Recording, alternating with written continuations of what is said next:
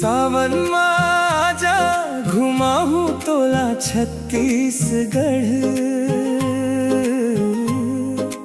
हरियर डोंगरी झरझर बरसे बदरिया, पैरी नदी के तीरे बैठबो धरहूं तोर हाथ। तोर संग माया के लिखबो नवा कहानी।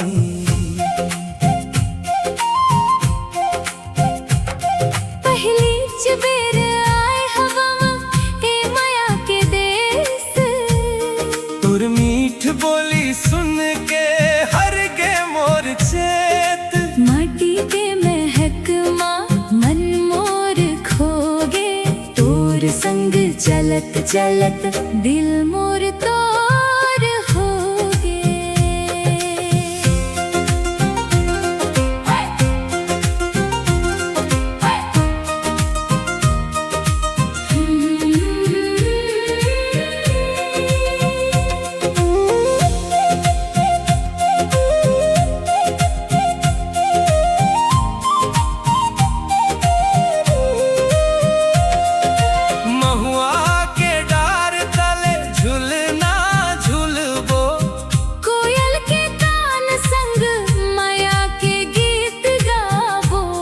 नदिया के लहरिया कही थे तोर नाम।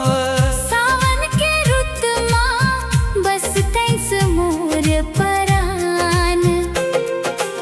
ऐसन हरियरी कहूँ नहीं देखे रहे वो, ऐसन अपनापन कहूँ नहीं पाए रहे वो। तोर गाँव तोर माटी लागे मोला प्यार, धीरे धीरे होवत है तोर ले गहिर माया।